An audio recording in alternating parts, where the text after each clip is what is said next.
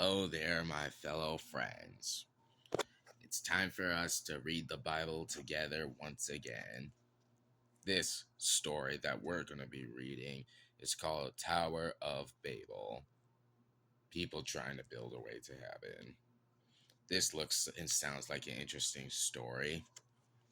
So this page is 26. And before I get on reading, I want to say this is Genesis 11, 4, and 9. Let's get on with it.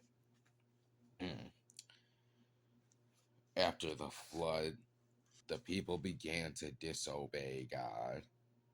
Some of them did not believe God's plan. Without asking God, they started building a tower to get to heaven. It was a false temple called the Tower of Babel. Trying to build a ladder up there or something?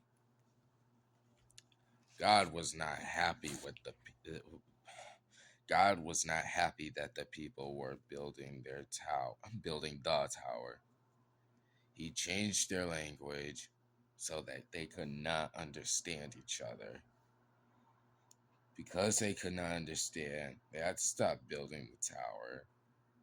Genesis 11, 6, 8, Ether 133. I see why he did that. He just automatically changed it from English, but made one go into Spanish, the other French, the other Russia. I don't know. It just goes on, I think. God scattered the people and sent them all over the earth to live. Genesis 11, 9.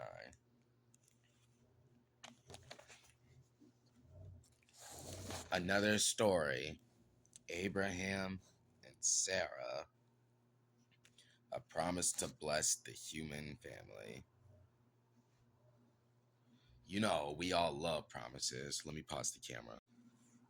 Alright, I'm back. I just needed water. Alright, I made a mark with a tissue just to make sure I was on the right track again. Abraham lived in the city of Ur. Wicked priests there, or priests, wanted to sacrifice him to their idols. Abraham prayed, and the Lord saved him. Abraham 1:20. Then the Lord commanded Abraham and his wife Sarah to leave Ur and travel to a faraway land. He promised to bless them on their journey. Oh, I just got a snap from a friend. Don't mind that right now. Genesis 12, 1 and 3. Abraham 2, 2, 4. What is in my eye? Abraham and Sarah trusted the Lord. Why did I say a Lord? They both trusted the Lord and left Ur. But they felt sad because they could not have children. The Lord comforted them. He promised that they would have a child. If it's Jesus, I think I know where this... Oh, wait, that's Mary. Never mind. Not Sarah. Genesis 11, 30, 31, 15, 1, 6, 7, 2, 16, and Abraham 2, 6, 9. Abraham prayed to the Lord to learn about him, and the Lord visited Abraham and called himself Jehovah. I'm starting to learn the word Jehovah. Jehovah made a covenant with Abraham. He promised that Abraham would have the priesthood. He also promised that through Abraham's family, all the families of earth would be blessed.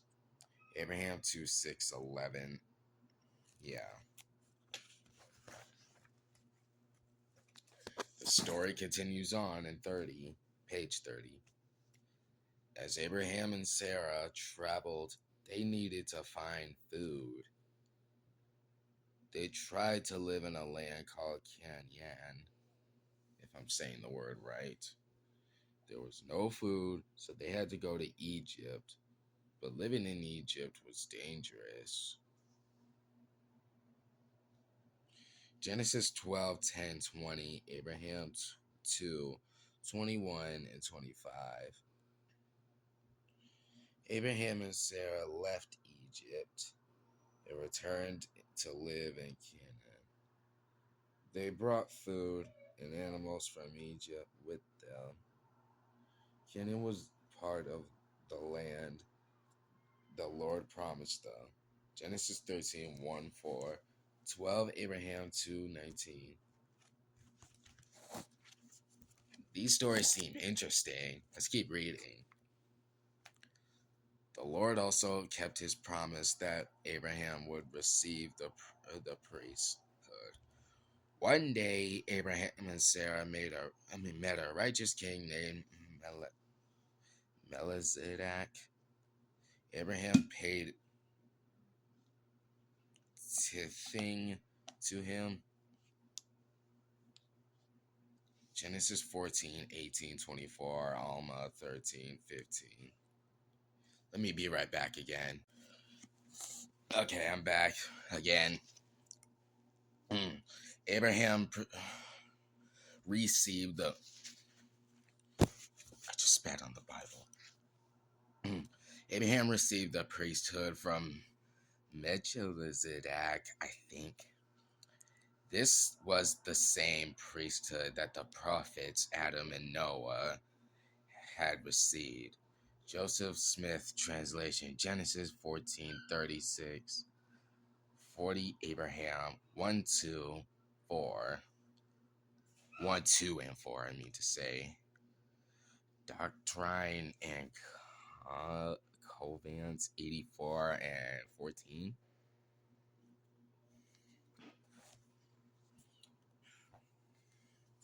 Abraham and Sarah were happy in Canaan, but they still worried because they didn't have a child. They had trusted the Lord's promise that one day their family will grow and bless the whole earth. All right, that's all those stories for today or tonight, since, well, it's almost 8.